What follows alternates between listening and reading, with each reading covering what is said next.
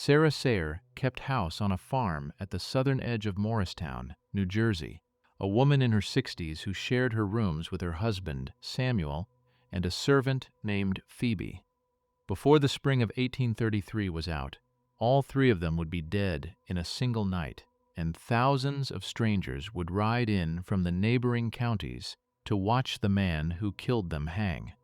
The farm stood on South Street, a settled working place that ran on the labor of the people inside it. Samuel and Sarah were past the age of heavy field work. Phoebe rose early and kept the house alongside Sarah and slept in a room of her own upstairs, and whether she did that work as a free servant or as an enslaved woman is a question the record never troubled to settle. For the planting that year, the couple were short a pair of hands, and the hands they hired belonged to a Frenchman. Samuel took him on at a boarding house on Fulton Street in New York, run by a man named John Fusier.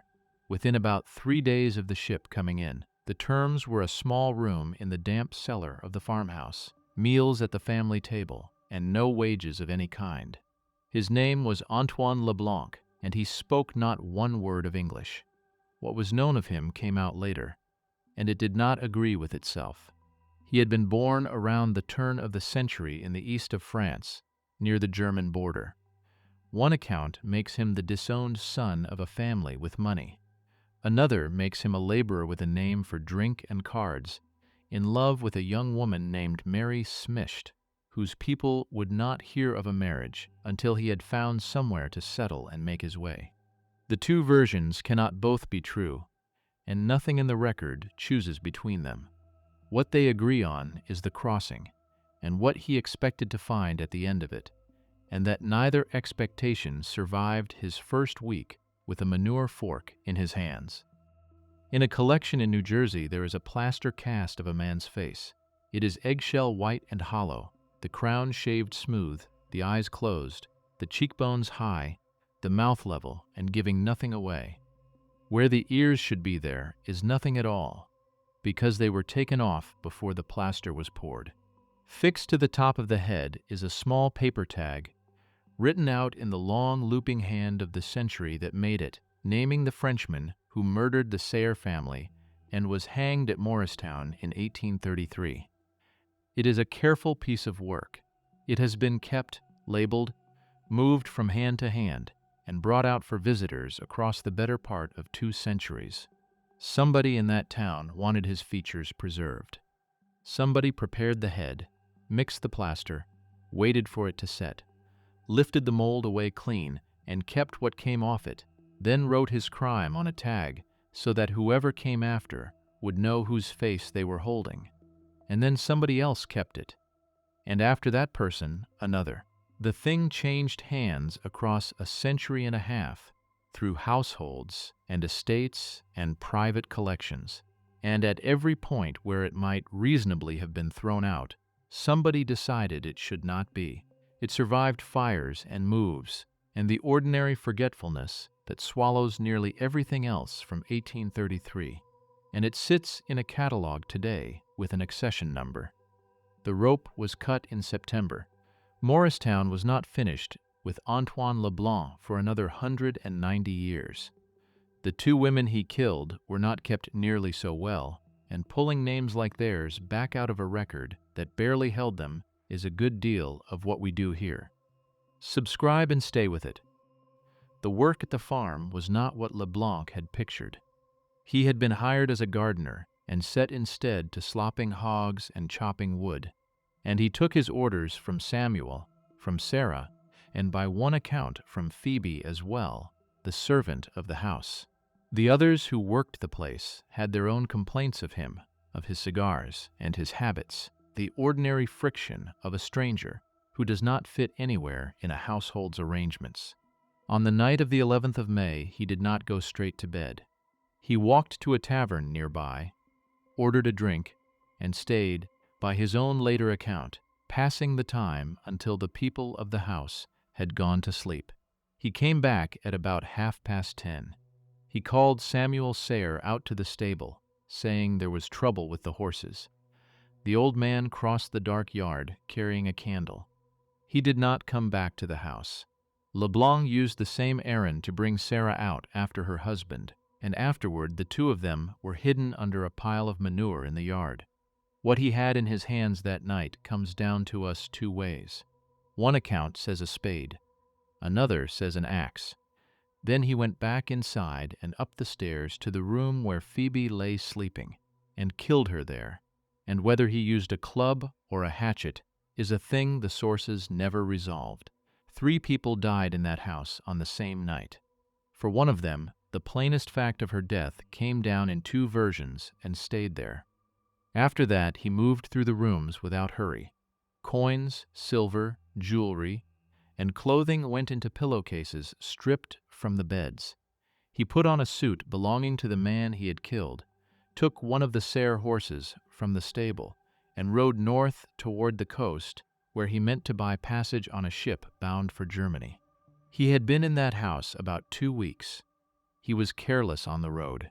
Somewhere along the turnpike toward Newark, pieces of the Sayre's silver worked loose from his packs and fell in the dirt, and there they lay until morning. A friend of the family named Louis Halsey came upon them, recognized the monogram, and feared a robbery at the farm. He raised the neighbors.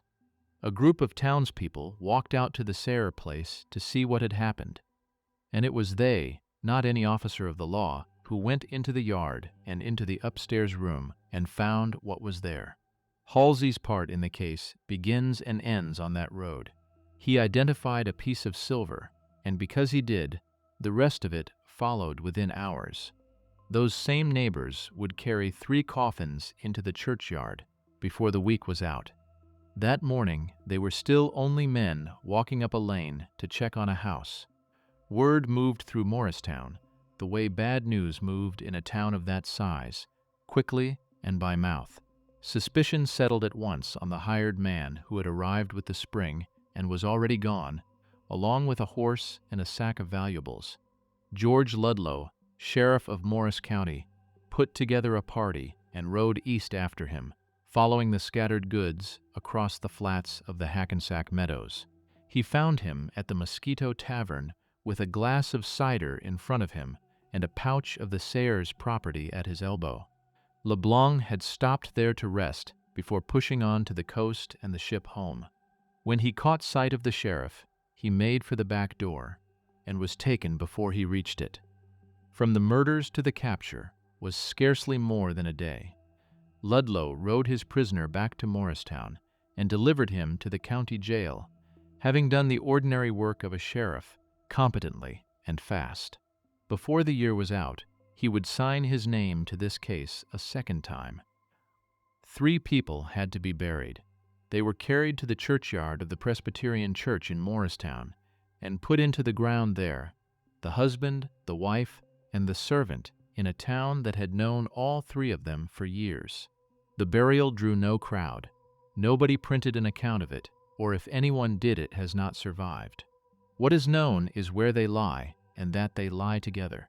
Sarah Sayre left no diary, no letter, no likeness, nothing in her own hand. Her age reaches us only as somewhere in her 60s.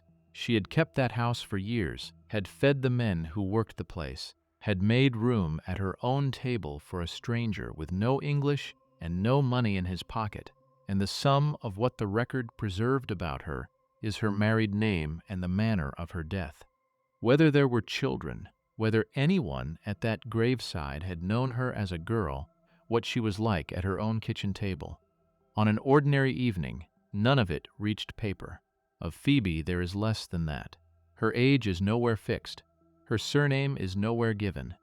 Whether she was a free woman or an enslaved one, in that household stayed an open question, and in 1833 it was not a difficult one. Anyone on South Street could have answered it in an afternoon. It went unrecorded because the people doing the recording did not think it mattered which she was. Here is what can be said. She rose early in that house. She worked beside Sarah Sayre, and, by at least one account, had standing enough to send the new hired man about his tasks. She was asleep in a room of her own when she was killed. The town buried her in consecrated ground with the family she had served, which was not nothing, and then let go of every other fact about her. The forgetting kept working long after the funeral. In retellings printed generations later, she is sometimes not the servant at all, but the Sayers' own small child, and the error ran uncorrected for years. She had a room, a set of duties, and a position in that household, and later hands could not keep hold of any of it. 4 months later, on a green a short walk from those 3 graves, 10 to 12,000 people would gather in one place on account of what happened in that house. Nothing that took place in the churchyard drew a fraction of that attention on the day or in the 190 years since. The difficulty was the language. Le Blanc spoke only French, and no one who guarded him or judged him spoke it well enough to take a statement, so his confession reached the record the way everything about him had reached the Sayers, through a man standing in the middle. A. Boissaubin sat with him in the jail and turned his words into English. That version went to a printer named Louis Nichols in New York and came back as a pamphlet, sold that year to a public that could not get enough of the case, and it is the pamphlet that survives. Of Boissaubin himself, the record keeps almost nothing beyond his usefulness that summer. Once the work was done, the man who had carried the words stopped being worth writing about. What the confession gives, it gives plainly.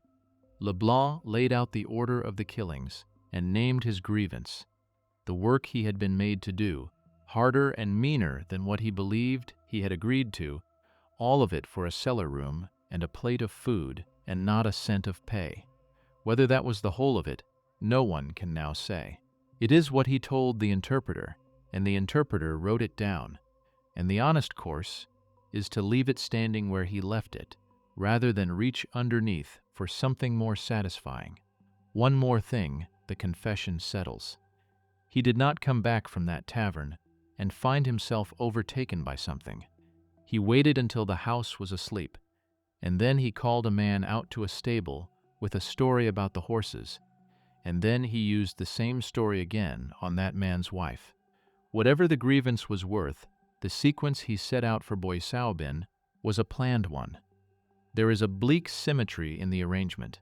The household he destroyed had never understood a word he said while he lived beneath its roof.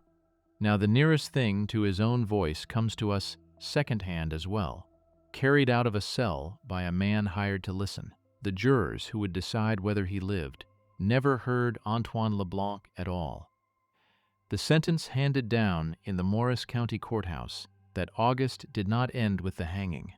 After the date and the hours and the manner of death, Judge Gabriel Ford kept going. The court further ordered, in words written down at the time, that your body be delivered to Dr. Canfield, a surgeon, for dissection. Then it closed, as such sentences closed, commending the condemned man's soul to the mercy of God. The rope was the law's first claim on Antoine Le Blanc. His body was the second, and the second claim was entered in open court, while the man it concerned stood there listening to a translation of it. Getting to that point had taken almost no time at all. The trial opened on the 13th of August in courtroom number 1 before Judge Ford, with the formalities properly observed and counsel appointed. The evidence was heavy. The confession was in hand. Accounts of the proceeding put its length anywhere from a few days to a full 10, but they agree on the end of it. When the case went to the jury was back with a verdict of guilty in about 20 minutes. 20 minutes to decide that the man should die. Then a sentence that reached past the killing to lay hold of what would be left of him afterward. Le Blanc did have a defense. Counsel was appointed. The court went through its forms. Witnesses were heard on what the farm looked like that morning and what the man had done in the tavern the night before. Nobody has ever suggested the verdict was wrong. 20 minutes is not a measure of doubt about his guilt. It is a measure of how much hearing a foreign laborer who had killed 3 people was going to get in Morris County in the summer of 1833, which came to exactly what the forms required, and not 1 hour more. the dissection clause was not in itself unusual.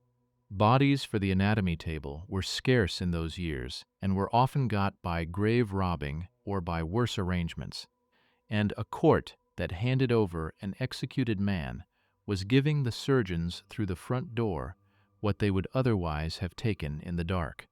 Judge Ford was doing something the law of his time permitted and his neighbors expected. The clause named one surgeon and one table. It did not name a tannery, and it did not name a shelf in a collection. Morristown in 1833 held something near 2,500 people. On the 6th of September, there were 10 to 12,000 of them on and around the green. They came from every corner of the state, from Essex and Union and Somerset and Warren and Sussex and the country in between by wagon and on foot. Horses and wagons stood tied along the roads for a mile or more in every direction out from the park. People took places on rooftops. They climbed into the trees for a clear line to the scaffold. They brought their dinners with them, and they brought their children. One account, written long afterward, said there had probably never been such a crowd in that town before or since, and by any measure the town was outnumbered 4-1 in its own streets. The gallows had been built for the day, and built to be seen. Stephen Vale, who ran the ironworks at Speedwell just outside town, the same shops where the electric telegraph would be brought to a working public demonstration, a few years later had rigged it with pulleys so that a falling weight would jerk the condemned man upward some 8 feet rather than drop him through a trap. The reason recorded at the time was simply that a crowd of that size would otherwise not see. On the 6th of September, Vale stood near the scaffold with his watch out. The pamphlet printed after the execution fixed the number present at no less than 12,000, and its author troubled to set down one detail in particular. The majority, he wrote, were females. Most of the great crowd that traveled in from 5 counties to watch a man die that afternoon were women. Some accounts have Le Blanc mounting the scaffold in a white shroud with a Catholic priest beside him, and speaking briefly in French, words of repentance translated aloud for the crowd. Those details come down through later retellings that no primary source confirms, and it is fair to say we do not know with any confidence what he said, or whether more than a few dozen people in that field could have heard him if he said it. What is documented is what the crowd did. It came, it waited, and it filled a market town 4 times over on a working Friday. Vale set down the rest in his diary in the flat voice of a man recording a measurement. The sheriff cut the rope. The weight dropped. The body went up about 8 feet. It struggled 2 minutes by his stopwatch, and it hung 35 minutes before being let down into the coffin. Then Vale put the watch away and went back to Speedwell, and the roads out of town filled up again with the same wagons that had come in that morning. The body was not taken to a grave. It was cut down, carried across the street to Dr. Canfield's office, and there the second half of the sentence was carried out, though not by the surgeon working alone. Among the men who gathered around it was Joseph Henry, at that time a professor of natural philosophy at Princeton. He was in his middle 30s, and already the finest experimental physicist in the country, the man who had built the strongest electromagnets anyone had made, and who would spend the second half of his life in Washington as the first head of the Smithsonian Institution. On this particular afternoon, he was in a doctor's office in Morristown with a galvanic battery and a corpse. The question they were putting to it was a live one in those years. Whether the current running in a wire and the force that moves a living muscle were one thing wearing 2 faces was argued in lecture halls across Europe and America, and the surest demonstration available to anybody was a body that had recently stopped being alive. Henry, Canfield, and a Dr. Howell, who had come down from Princeton, made the connection. The muscles drew tight, the limbs stiffened and jerked, the features worked, and for a while the men in that room stood over a dead man who moved when they asked him to. There is no record of anyone in the room objecting, and no reason to expect one. These were the most credentialed men in the county, doing what the law had authorized, in an office across the street from the courthouse, on a body the court had formally given them. Somewhere in the same hours, the plaster was mixed, and the mask was made, and the ears were taken off the head first, so that the mold would lift away clean. Henry and Howell rode back to Princeton that evening. Canfield resumed his practice on the same street, and what was left on the table stayed in Morristown. What followed was done quietly by tradesmen, and the town was slow to set any of it down on paper. The skin was taken from the body and carried to the Otno tannery on Washington Street, where it was dressed and tanned in the ordinary way, like any hide brought in off a farm. Out of it came wallets, purses, and small leather goods. There was a market for them, and the buyers were the sort of men who held office and sat on committees. A gentleman in Newton carried a pocketbook made from it. A prominent man in Morristown was said to keep a piece, which raised a question of authenticity. Anybody could sell a wallet and call it something remarkable.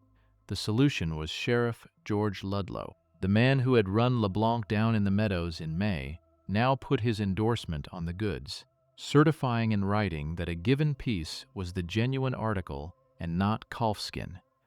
A buyer holding one of these things wanted assurance that he was not being cheated, and what he wanted assurance of was that the leather in his hand had come off a specific human being. The signature that closed the case became the guarantee on the merchandise. None of this was done in secret. The tannery was a going concern on a named street. The sheriff put his name in writing. The men who ended up with the pieces were named in print decades later, without embarrassment, as though owning one were a mild eccentricity, like keeping an odd coin. The Jerseymen, looking back on the trade, called the objects charming little keepsakes. One of the wallets still exists. It is a small folding thing, about 4.5 inches long, a sickly greenish brown, with a tongue that fits into a slot to close it.